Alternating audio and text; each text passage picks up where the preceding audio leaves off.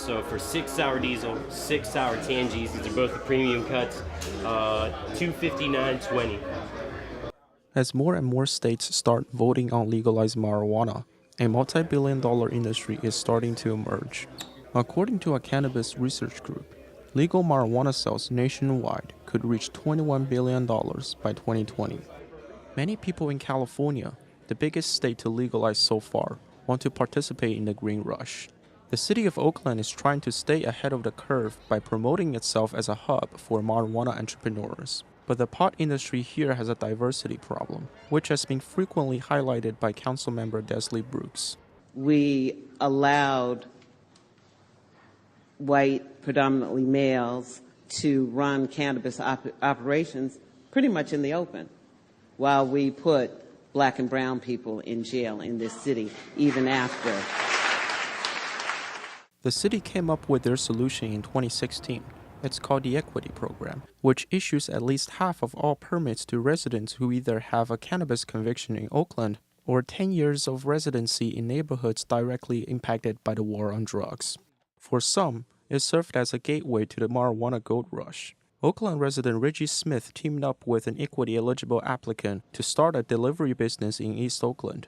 Without the Equity Program, it would have been impossible for him to afford a business by himself. It's impossible to come up with, a deposit of $20,000 and pay $4,000 or $5,000 a month. And then being able to operate a business at the same time. I mean, you're looking at $10,000 a month probably just to keep the business going. That's out of my reach. That's out of a lot of people's reach. That's what the Equity Program is for. The program rewards general applicants for offering free space to incubate equity applicants for 3 years. Smith and his partners secured a spot in a warehouse after pitching their business plan to the owner. Being able to operate in a free space is a blessing for him.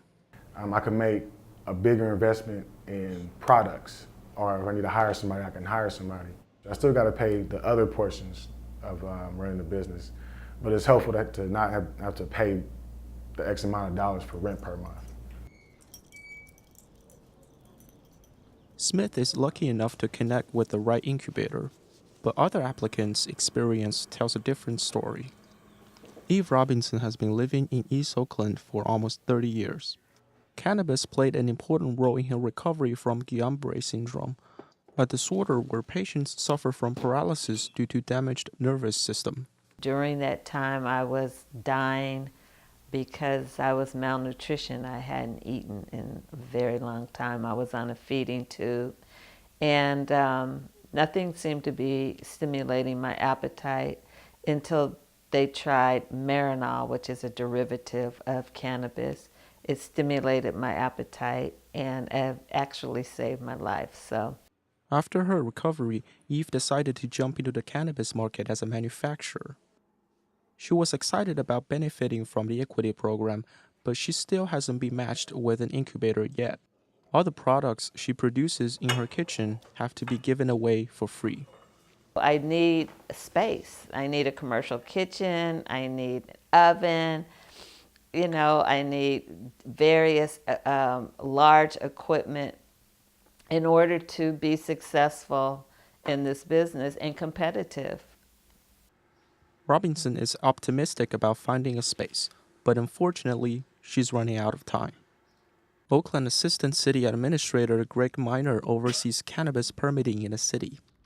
He says as the initial permitting process is about to end, applicants like Robinson only have 3 to 5 months left to find an incubator. So based on how the ordinance is currently structured, once the permitting restriction is sunset, there wouldn't really be an incentive for someone to provide free space, unfortunately. So an equity applicant who isn't incubated by that point in time would have to find space on their own. At the same time, they'd still be eligible for fee waivers, loans, and technical assistance. But that's why we have been trying to help people connect over the last year. But it is, definitely possible that not everyone is going to be matched up, unfortunately. In the meantime, Robinson has other concerns. The Equity Program does not provide funding for her to keep manufacturing topical products at the moment. Once you have an equity conditional permit, If you don't have money to go and get a building and get all the tools you need to be successful, then you can't grow. We need money to get in this game. And people that have the money are in the game and have been in the game of cannabis.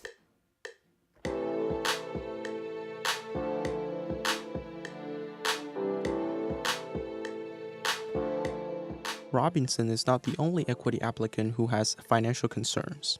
31-year-old Jeremy Alexander was arrested for possession of marijuana about a decade ago. Now, apart from producing music in his home studio, he's trying to become a distributor through the equity program. Like distributors who are already in the market, Alexander has found an incubator space, but still needs a state license to establish his business. Without any prior knowledge, it has been difficult for him to navigate the program without legal assistance. And it's very difficult when you don't have somebody to legally tell you what you can and cannot do, and you're trying to, determine whether you're reading a regulation right.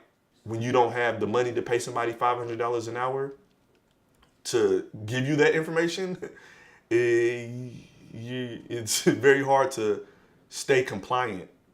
For those who took full advantage of the program by having an incubator space, financial backing is on its way. The city has collected $3 million worth of tax revenue from other cannabis businesses and will go on to use the funding to offer zero-interest loan to equity applicants.